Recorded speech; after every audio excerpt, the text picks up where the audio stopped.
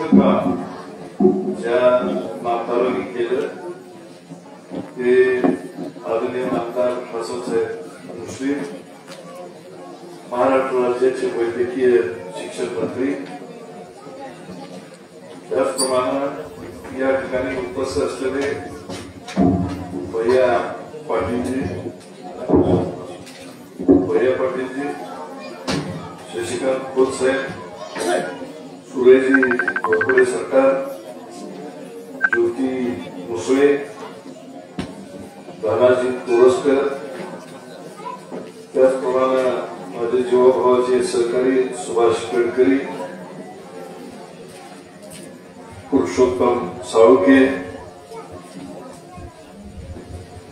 प्रियंका आनंदा माने, कोळेवाडीच्या सन्माननीय सरपंच आनंदा साळुके, कोळावीवाडी, विनायक तोरसे, प्रतीक तोरसे, दीपक श्यामराव पाटील, आमचे दुसरे जीवाभावाचे सहकारी बाबूराव भोसले हसूरकर, त्याचप्रमाणे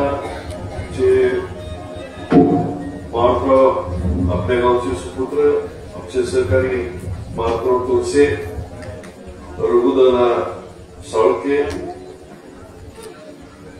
या ठिकाणी उपस्थित असलेले दयानंद पाटील, बाळू तोरसे, शिवराम गांबळे दादा, ज्ञानदेव तोरसे, उत्तम पाटील, दिनकर पाटील, अर्जुन तोरसे, मधुकर राव पागम, सत्तापा पाटील, आनंदा पाटील आणि या ठिकाणी उपस्थित असलेले ग्रामपंचायतीचे सर्व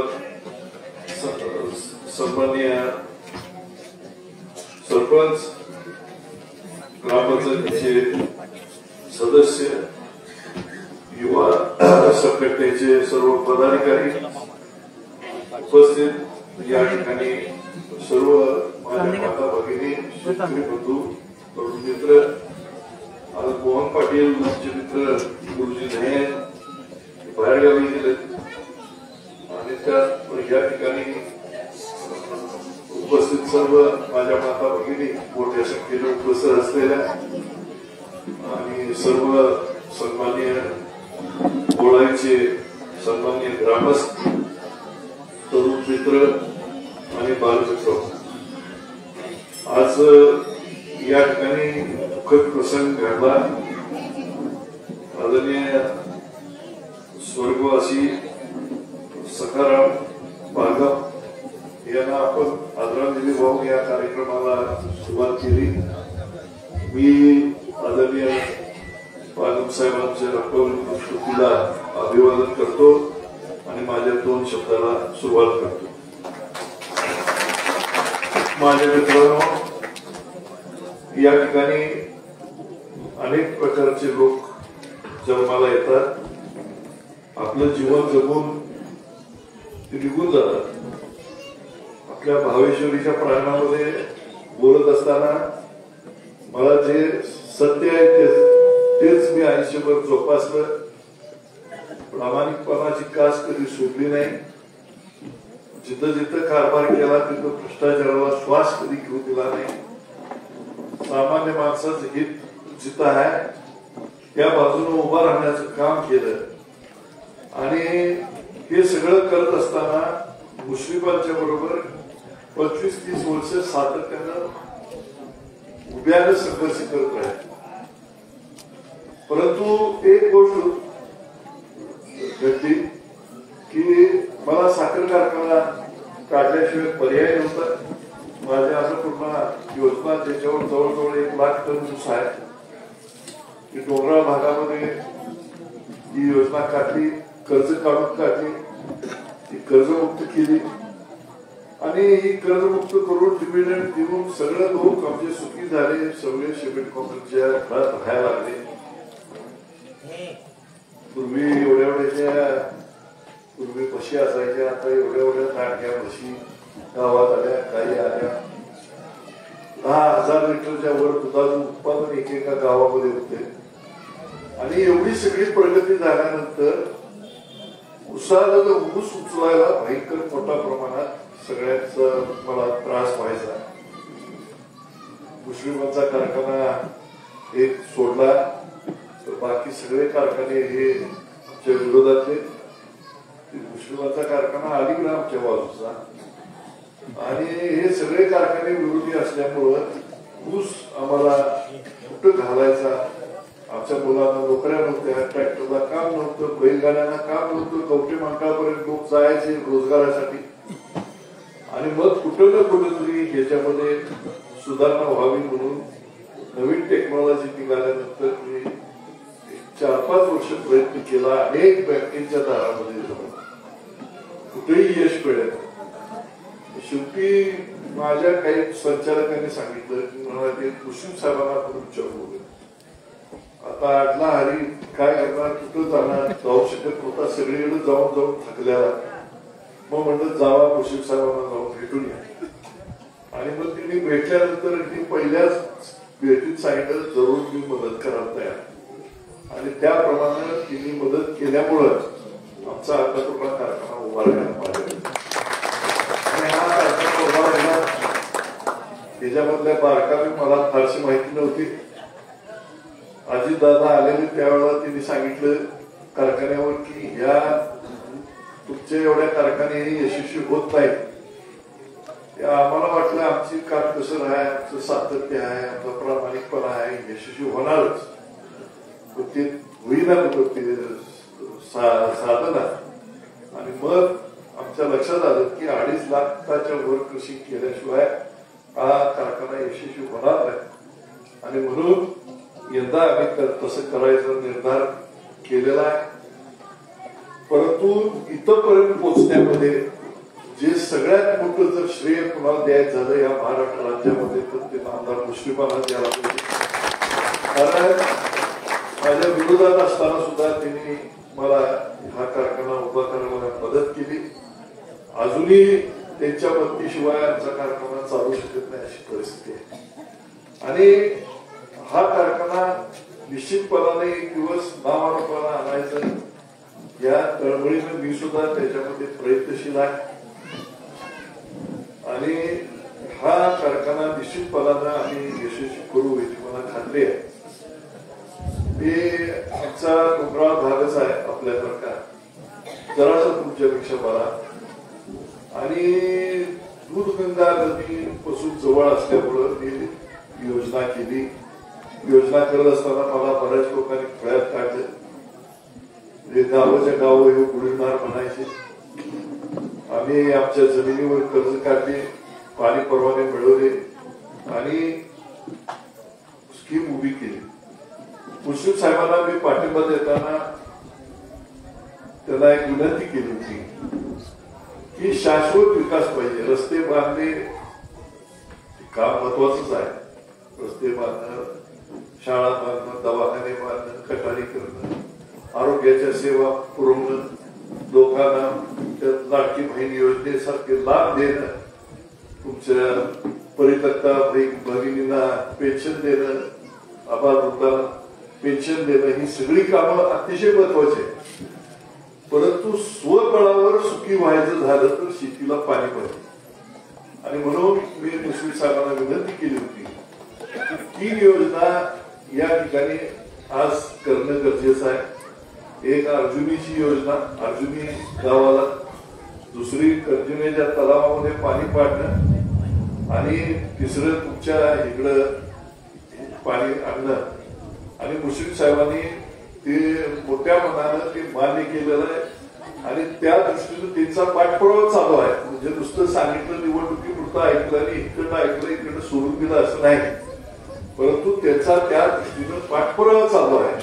आणि ते निश्चितपणानं माझ्या भगिनींनी जे मी सुरुवातीला भाषण केलं, तुमची इच्छा निश्चितपणानं तुमचे नामदार मुश्रीफ हे पूर्ण करतील ही मी तुम्हाला खात्री देतो. काय एखादी गोष्ट मनावर घेतली, मी नेहमी म्हणतो सत्ता ही लोककल्याणाकरता, लोक हे सत्तेचे मालक आहेत आणि त्याचा वापर हा दीन दलित उपेक्षित गोर गरीब जनसामान्य माणसासाठी या सत्तेचा उपयोग व्हायला पाहिजे. दुःख, दारिद्र्य, उपेक्षा, अंधश्रद्धा, गरिबी याचा नष्टाव व्हायला पाहिजे आणि याच्या नष्टाव्यासाठीच सत्तेचा आधार घ्यायला पाहिजे हे मी नेहमी आयुष्यभर मानत आलो.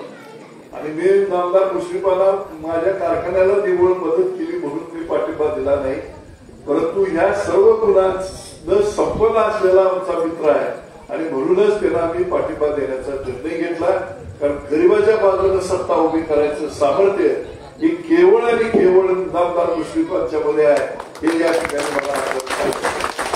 माझ्या मित्रांनो, खूप खूप वेळ झालाय, बोलण्यासारखं खूप आहे आणि त्यांची नैसर्गिक तब्येती खूप चांगली आहे, अशीच चांगली राहो आणि खूप त्यांच्या चांगली कामं भविष्यामध्ये होत लोकांचं कल्याण हो.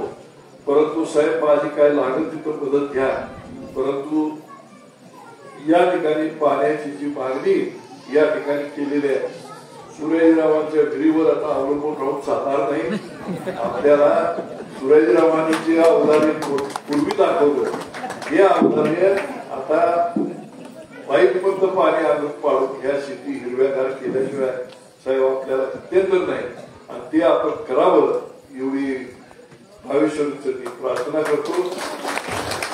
या कार्यक्रमाला मला निमंत्रित केलं, कार्यकर्त्यांनी बऱ्याच फोन केले या म्हणून सांगितलं, परंतु माझं निश्चित नव्हतं यायचं. मोहन पाटलांचा मी फोन बघितला, मिस कॉल होता. मग म्हटलं गुरुजींनी बहुतेक फोन केला या कार्यक्रमाला सांगायला. नंतर मी परत थोड्या वेळाने येताना फोन लावला, त्यानंतर म्हणाले मी जागेवर नाही एवढं सांगायसाठी फोन केला. तर या ठिकाणी या कार्यक्रमाला मी आलो, मला खूप आनंद झाला. जुने लोक सगळे भेटले, जुने गुरुजी भेटले, सगळे लोक भेटले, आमचे कार्यकर्ते भेटले, तुम्ही सर्वजण भेटला. मला खूप समाधान वाटलं. आपल्या सर्वांना मनपूर्वक सदिच्छा. भावेश्वरीनं सामर्थ्य द्यावं तुम्हाला आणि मुस्लिम साहेबांना, लवकरात लवकर इथं पाणी यावं अशा दृष्टीचं सामर्थ्य त्यांना द्यावं आणि ते सामर्थ्य निर्माण करण्याची त्यांच्यामध्ये स्वतःमध्ये सुद्धा धमक आहे आणि त्या धमकीच्या जोरावर नक्कीच इथला तुमचा जिव्हाळ्याचा प्रश्न आहे ते सोडवतील आणि त्याला लागणार सगळं सहकार्य. मला खूप ज्ञान आहे इरिगेशन बद्दल, खूप ज्ञान आहे लिफ्ट पाण्याच्या बिहेवियर बद्दल चांगलं ज्ञान, हे सगळं मी त्यांना मदत करीन मुश्रीफ साहेबांना. आणि मी भाजपमध्ये प्रवेश करायचं केलेला आहे. त्याचं कारण ज्या दिशेनं देश चाललाय, ज्या दिशेनं मार्गक्रमण चाललंय मोदीजींचं आणि भारतीय जनता पार्टीचं, हे बघून अतिशय समाधान वाटतं.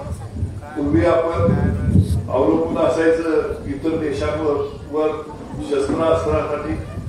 आपले इंडियन ऑर्गन्स फॅक्टरी मध्ये व्हायचे सबस्टँडर्ड मशीन, सगळे अम्युनिशन बंदुका सगळं तयार व्हायचं. वर्ल्ड वॉर II मधल्या बंदुका रिनोव्हेट करून आपण आपल्या सैनिकांना द्यायचं. हे सगळे दिवस होते या देशामध्ये. आज ब्रह्मोस सारखी मिसाईल ही अर्मेनिया सारख्या देशाला मोठ्या प्रमाणात एक्सपोर्ट करावा आहे आपला देश. दुसऱ्या ज्या ह्याच्या क्रूज मिसाईल्स आहेत, ह्या मिसाईल देण्याचं काम अर्मेनियानं मागणी केलेली आहे, त्या सुद्धा देण्याचं काम आपला भारत देश करेल. आणि अतिशय जबाबदारीनं 20-20, 30-30, 40-40 वर्ष जरी ही शस्त्रास्त्र बिनवापराची राहिली तरी ती एवढ्या दर्जाची बनवा लागले की जगामध्ये आपल्या सगळ्या गोष्टींना, प्रत्येक गोष्टीला मागणी आहे, मान्यता आहे.